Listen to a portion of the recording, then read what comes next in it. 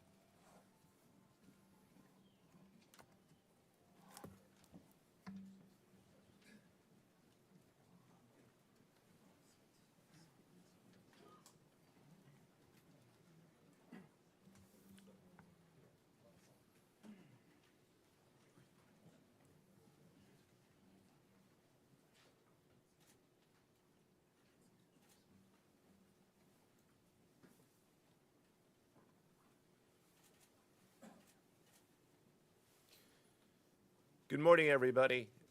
My name is Joseph Nocella. I am the United States Attorney for the Eastern District of New York.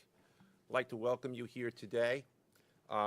In addition, we have with us today FBI Director Kash Patel, FBI Assistant Director in Charge Christopher Raia of the New York Field Office, Special Agent in Charge of the New York Field Office, Leslie Bakshi's, New York Special Agent in Charge of Homeland Security, Ricky Patel, Newark Special Agent in Charge of Homeland Security, Michael McCarty, Police Commissioner Jessica Tisch, Chief of Detectives Joseph Kenny, and the Executive Director of the Waterfront Commission, Phoebe Sorrell. I'm now going to turn the podium over to FBI Director Kash Patel. Good morning. Today we are here in New York to announce a historic arrest across a wide-sweeping criminal enterprise that envelops both the NBA and La Cosa Nostra. The men and women up here standing with me represent a small portion of the leadership team that brought profound justice in an era that needed it more than any. I'll just highlight some of the details in the case and the FBI work, and then you'll hear from the others. But as you now know, individuals such as Chauncey Billups, Damon Jones, and Terry Rozier were taken into custody today, former, current NBA players and coaches. What you don't know is that this is an illegal gambling operation and sports rigging operation that spanned the course of years. The FBI led a coordinated takedown across 11 states to arrest over 30 individuals today responsible for this case, which is very much ongoing. Not only did we crack into the fraud that these perpetrators committed on the grand stage of the NBA, but we also entered and executed a system of justice against La Cosa Nostra to include the Bonanno, Gambino, Genovese, and Lucchesi crime families. And you'll hear more about those details today. The charges and the arrests that were taken down across this country range from wire fraud, money laundering, extortion, robbery, illegal gambling. This FBI will leave no room for any perpetrator of crime across this country. You hear a lot about our work of defending the homeland and crushing violent crime. Well, this work is also representative of a colossal portion of the FBI's mandate to keep America safe and to keep our entertainment industry fair and secure. The men and women that are standing up here today worked tireless hours, days, months, and years. And the fraud is mind-boggling. It's not hundreds of dollars. It's not thousands of dollars. It's not tens of thousands of dollars. It's not even millions of dollars. We're talking about tens of millions of dollars in fraud and theft and robbery across a multi-year investigation. And we could not have done it without our interagency partners that are before us today. The NYPD, HSI, and teams of law enforcement officials from around the country made this day possible. It takes a team to bring this kind of justice, sweeping justice, into the halls of the United States courtrooms, where our brave United States Attorney has led this prosecution. It takes courageous prosecutors to stand before you and say, we will not allow this kind of illicit activity to happen, not only at the national sporting level, but also where it hides in La Cosa Nostra. And when these two collided together, they perpetrated a fraud that is historic in terms of not just money, but the scheme and the deceit that they utilize to steal and swindle people from money, to include crypto fraud. This is an operation that showcases to you that under President Trump's administration, there is no room for any type of criminal behavior, be it on the world's largest stage or in the back rooms of tiny parlors where card games are being played. We are proud to stand here today with the men and women of the FBI and this legal team. And to the United States Attorney, I just want to thank you personally for taking the time to display the work that the media is about to hear about today in detail. As I said, it does take courageous prosecutors, but it takes a courageous United States Attorney to bring this case, because we are going to take heat for it. But we don't shy away in this administration. We don't say no. What we do is we bring the results across the finish line. We bring them to the public. We bring you accountability. And yes, they will have their day in court, and you will hear the evidence through the court system exclusively. We will not deny anyone of due process. And that's the brilliance of this system. That's the brilliance of this administration. Everyone will be held to account. So with that, I turn it over to United States Attorney Nocella. Thank you. Thank you, Director Patel. To be clear, we're announcing today indictments in two major cases, both involving fraud. One involves sports betting, and the other involves illegal gambling, very specifically rigged poker games. The first indictment involves 6 defendants who are alleged to have participated in one of the most brazen sports corruption schemes since online sports betting became widely legalized in the United States. This scheme is an insider sports betting conspiracy that exploited confidential information about National Basketball Association athletes and teams. The second indictment involves 31 defendants alleged to have participated in a nationwide scheme to rig illegal poker games. These defendants, which include former professional athletes, used high-tech cheating technology to steal millions of dollars from victims in underground poker games that were secretly fixed. The games in the New York area were backed by the Bonanno, Gambino, and Genovese crime families of La Cosa Nostra.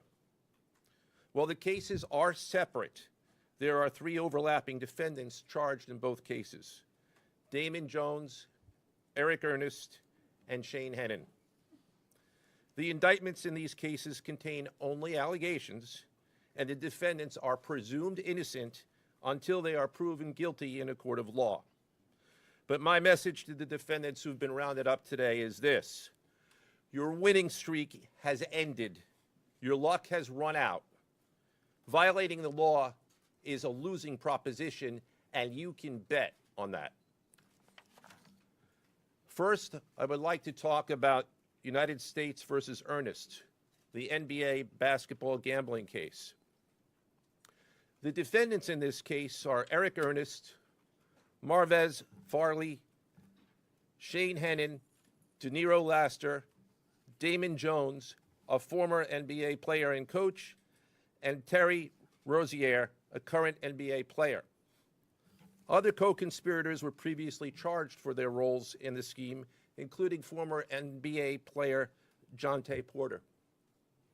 Between December 2022 and March 2024, these defendants perpetrated a scheme to defraud by betting on inside, non-public information about NBA athletes and teams. The non-public information included when specific players would be sitting out future games, or when they would pull themselves out early for purported injuries or illnesses. They relied on corrupt individuals, including Jones and Rozier. They also misused information obtained through long-standing friendships that they had with NBA players and coaches. And in at least one instance, they got their information by threatening a current player, Porter, because of his pre-existing gambling debts. Defendants used this non-public information to place hundreds of thousands of dollars in fraudulent bets, mostly in the form of prop bets on individual player performance. The bets were placed through online sports books and also in person at casinos. The defendants relied on a network of straw bettors to place the maximum amount of bets to increase their potential profits. Most of these bets succeeded, and the intended losses were in the millions of dollars. The defendants then laundered their illegal winnings in various ways: peer-to-peer platforms, bank wires, and simple cash exchanges. The indictment details specific examples where the defendants profited from illegal gambling and illegal betting on various NBA games about the performance of players on, among other things, the Charlotte Hornets, the Portland Trail Blazers, the Los Angeles Lakers, and the Toronto Rangers. Each defendant in the NBA basketball gambling case has been charged with conspiracy to commit wire fraud and conspiracy to commit money laundering.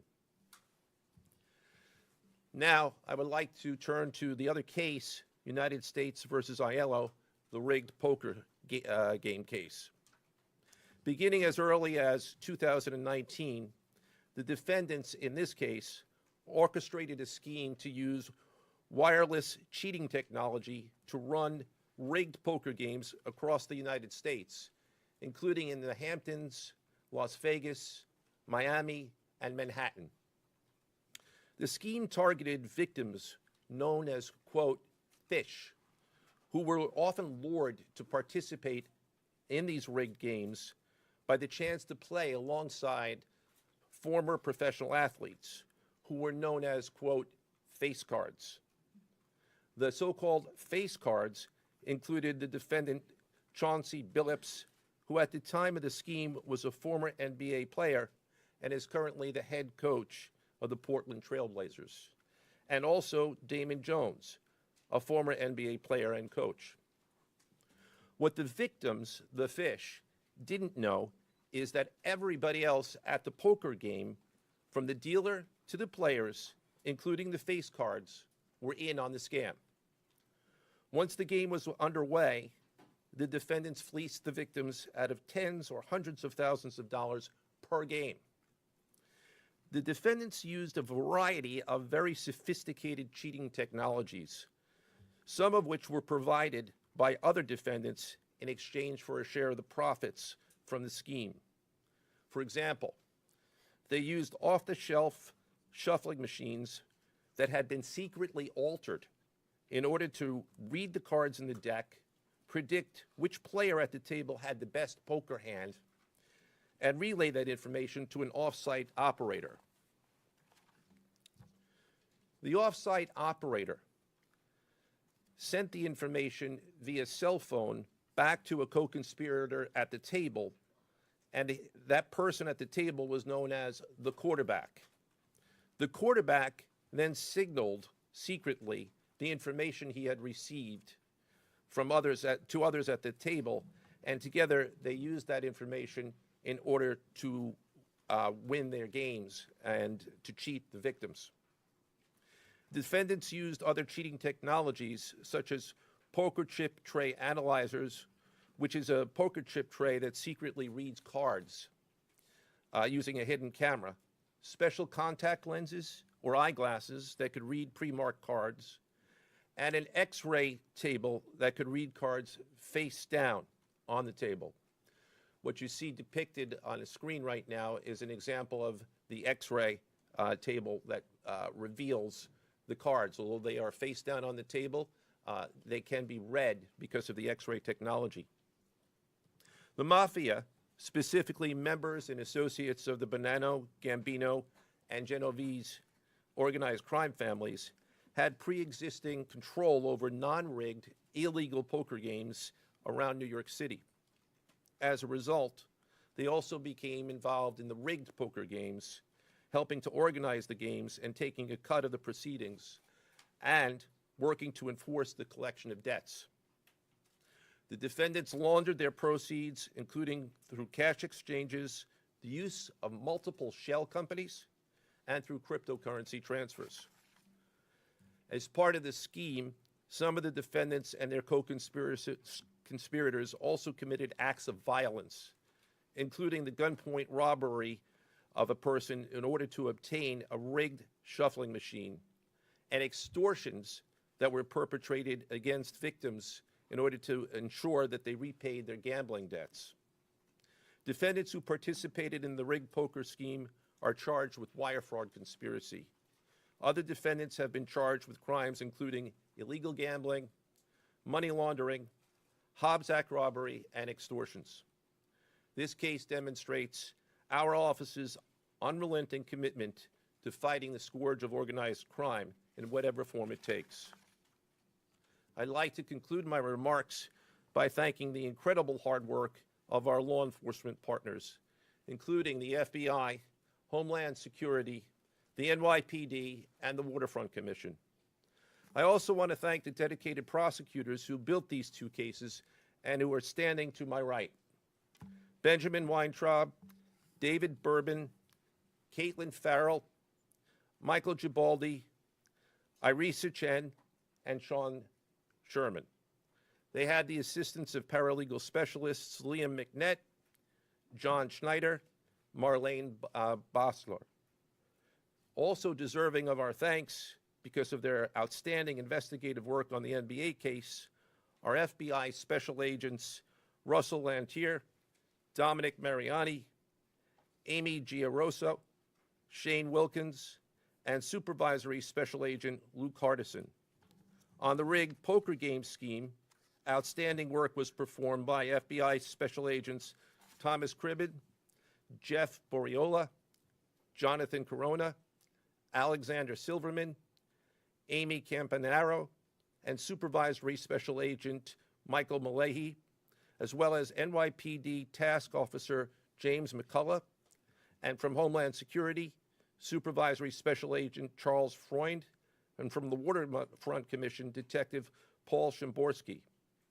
Finally, I want to note that the investigations in both cases are ongoing, and we encourage anyone with information about either scheme to please contact the FBI. Now I would like to turn the podium over to Special Agent in charge of the New York Field Office, I should say the Assistant Director in charge of the New York Field Office of the FBI, Christopher Raia. Chris?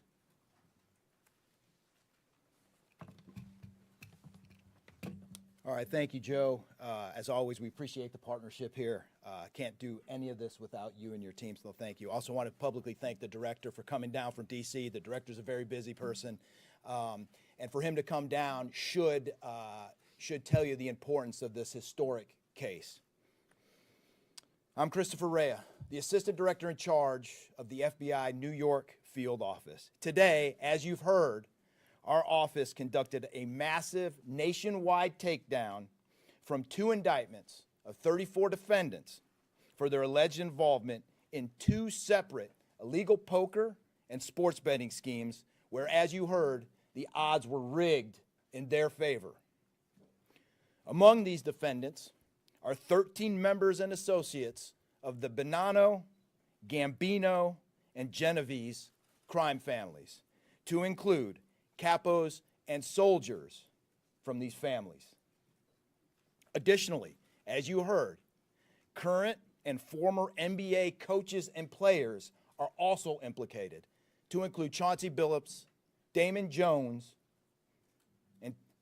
and Terry Rozier. 3 of the named defendants are charged for their alleged roles in both schemes.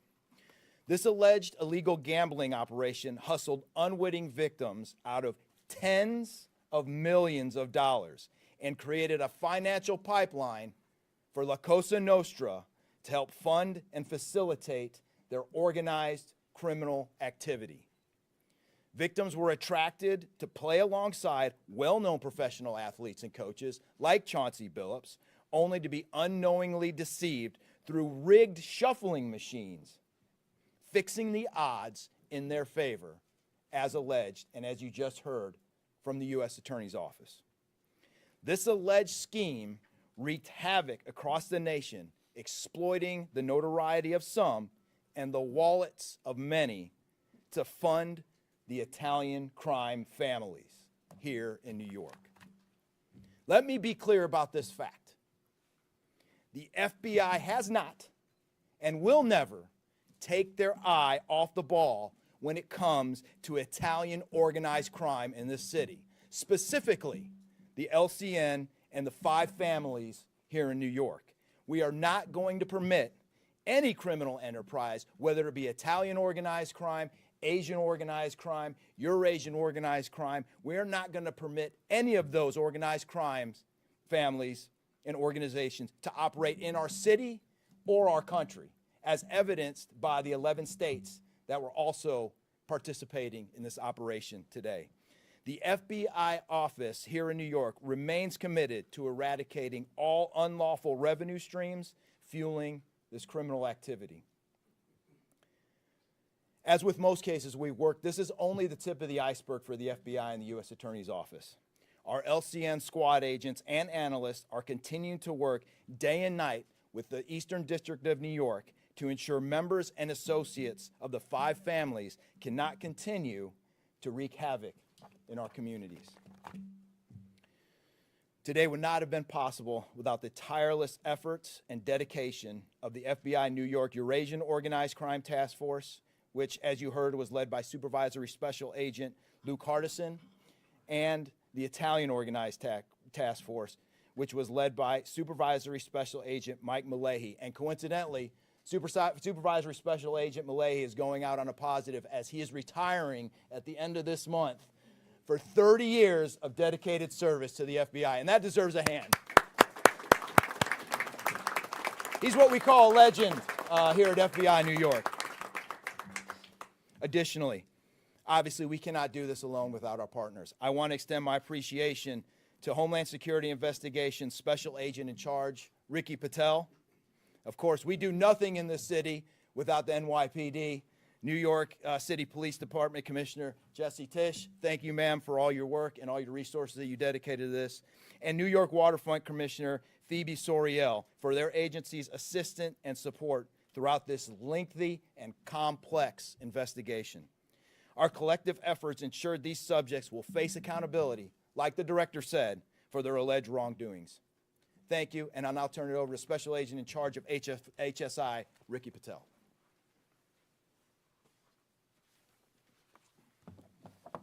Thanks, Chris. Good afternoon, everyone. My name is Ricky Patel. I'm the Special Agent in charge for Homeland Security Investigations here in New York.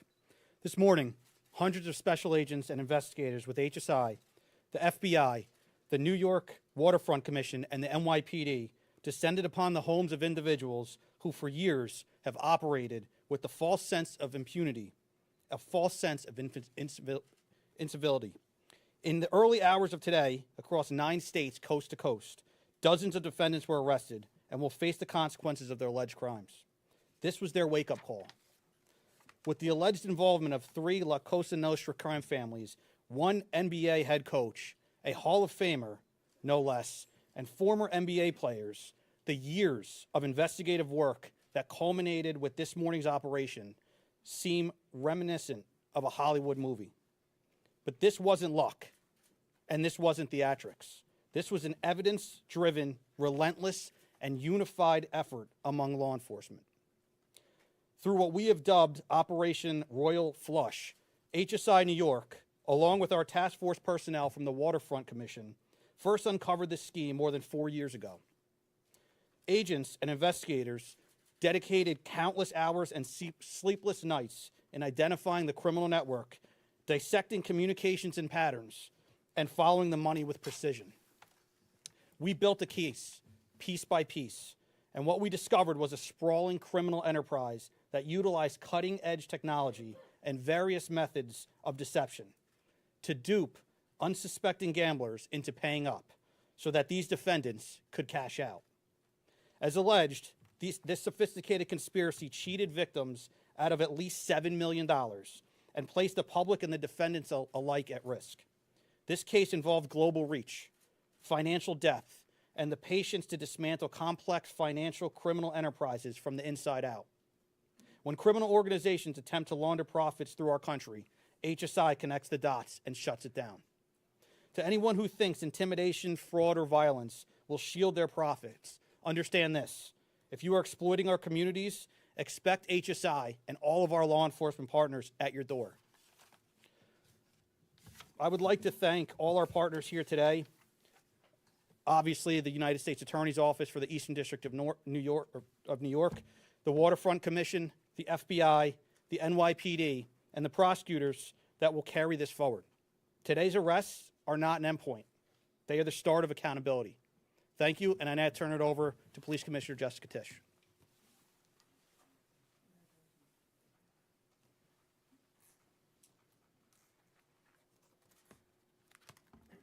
Good morning.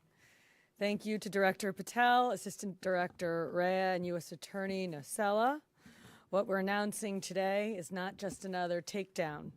It's the result of more than 2 years of coordinated investigative work by the NYPD's Joint Organized Crime Task Force and the FBI. 2 cases that exposed criminal networks led by 34 individuals who believed the rules did not apply to them. They hid behind layers of complexity, behind money, and behind influence, believing those things would shield them from accountability.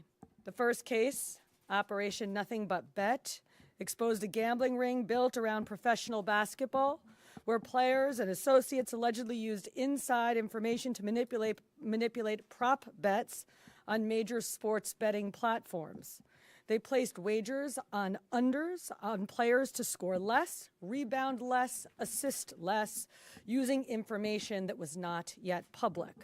In some instances, players altered their performance or took themselves out of games to make sure that those bets paid out. One example occurred on March 23rd, 2023 in Charlotte. Terry Rozier, an NBA player now with the Miami Heat, but at the time playing for the Hornets, allegedly let others close to him know that he planned to leave the game early with a supposed injury. Using that information, members of the group placed more than $200,000 in wagers on his under statistics. Rozier exited the game after just 9 minutes, and those bets paid out, generating tens of thousands of dollars in profit. The proceeds were later delivered to his home, where the group counted their cash. As the NBA season tips off, his career is already benched, not for injury, but for integrity.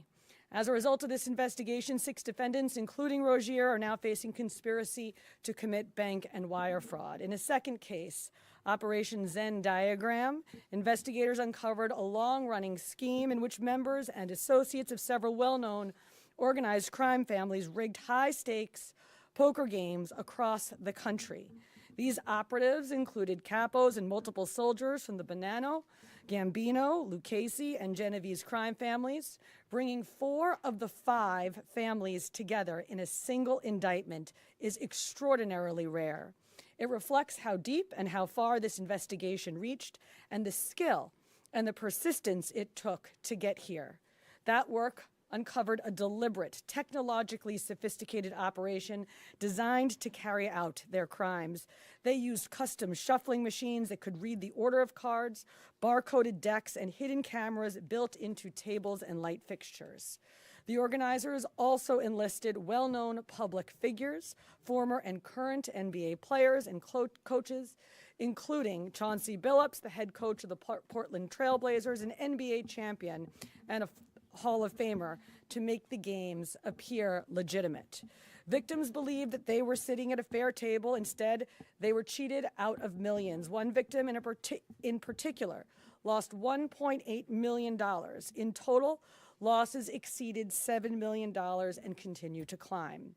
And when people refused to pay, these defendants did what organized crime has always done. They used threats, they used intimidation, and they used violence. It's the same pattern that we have seen for decades. Traditional mob enforcement methods combined with new technology to expand the reach of their operations.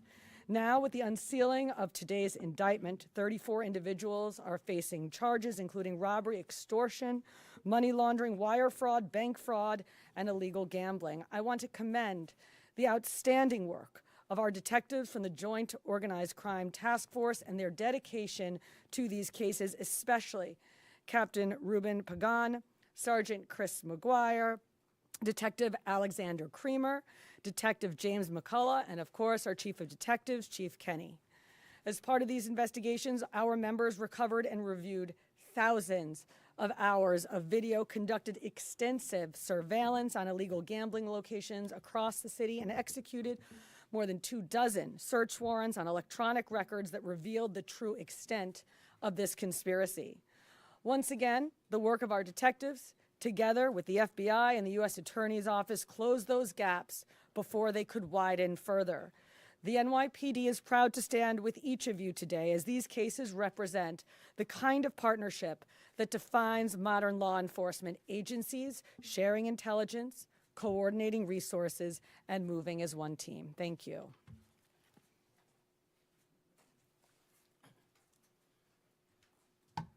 If anyone has any questions that they'd like to ask, now is the time. I had a question about the structure of the case.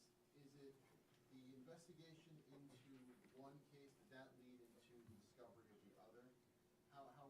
If you could talk more about the link between the two.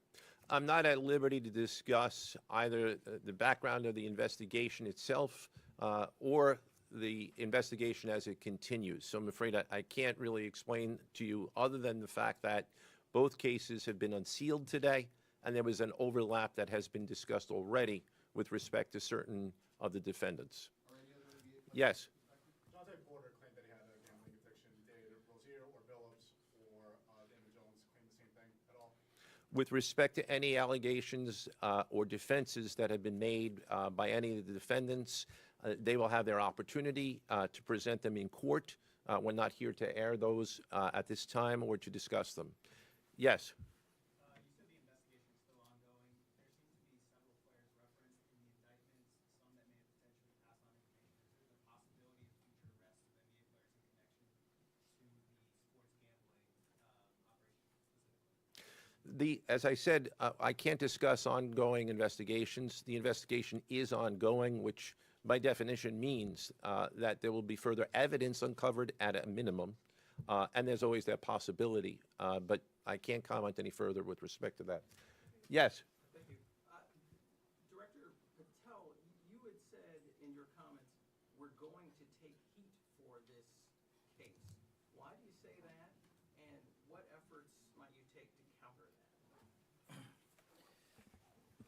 It's not popular to go after some of the defendants that we went after today, but justice is served blindly. And how do we countermand that? Simple. The unsealing of these indictments today shows the force of the Department of Justice and our great Attorney General and the leadership that we have at the FBI and the team here to specifically mete out justice. And look, let's not, mince words. This is the insider trading saga for the NBA. That's what this is. That's why we are going to take heat. But as the evidence comes out, as the indictments are unsealed, you will see the extensive work these men and women put in, countless hours over years, and that's how we countermand it. Director Patel, so the dates on these indictments that they were filed are October 9th and October 16th. Can you talk about the timing of moving in now? Why now? We will not publicly discuss the timing of when we do takedowns. I will only say that we do takedowns in a coordinated fashion with our law enforcement partners and the U.S. Attorney at the appropriate time to make sure that we ensure the integrity of the investigation, as the United States Attorney said, an investigation that is very much ongoing.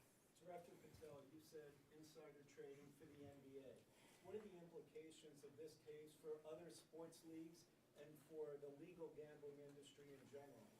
Simple. If you're participating in the legal gambling industry, you got nothing to worry about. If you're participating in illegal conduct, you got everything to worry about, and this case shows it. Did the illegal conduct cross with the legal sports betting platforms in any capacity? And if so, is that the search warrants that the police commissioner just referenced? I'm not sure I quite understand your question.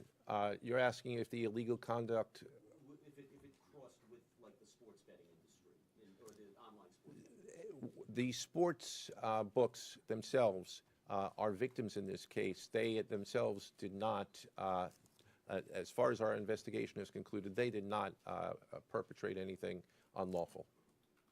Are you able to say which sports books or online outlets they use to make these bets? I'm not going to respond to that at this time, but that information will be made public. Yes? Can you identify the access point where these co-conspirators were able to recruit these, famous people to partake in the schemes?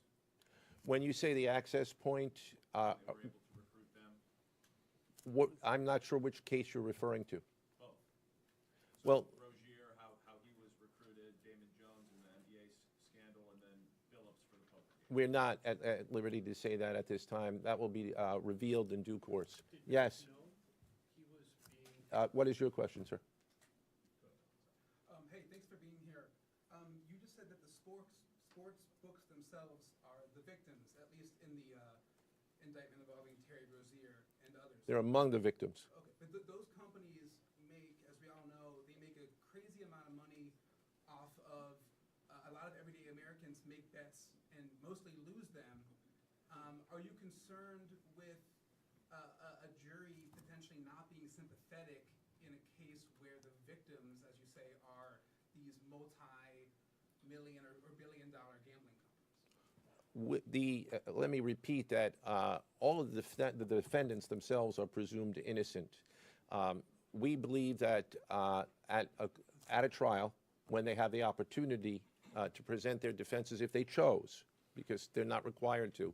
We will come forward with the evidence to demonstrate their guilt. Yes? There's been, I'm sorry. Did the NBA cooperate with this investigation at all? The answer to your question is yes, the NBA has cooperated with the investigation. Yes, sir. There's been reason to believe there's an associated college basketball element to this. Can you confirm that, or is there another investigation or part of this investigation that will affect college basketball? The investigations that we announced today did not involve college basketball. Last question, last question. Yes. There was an emphasis on the Italian crime presence, organized crime in New York. Can you give us a sense of the strength and status of Italian organized crime in New York right now? No, I'm sorry. That would be a question that goes beyond what we're here to discuss today, which is these two indictments. Thank you. Everybody.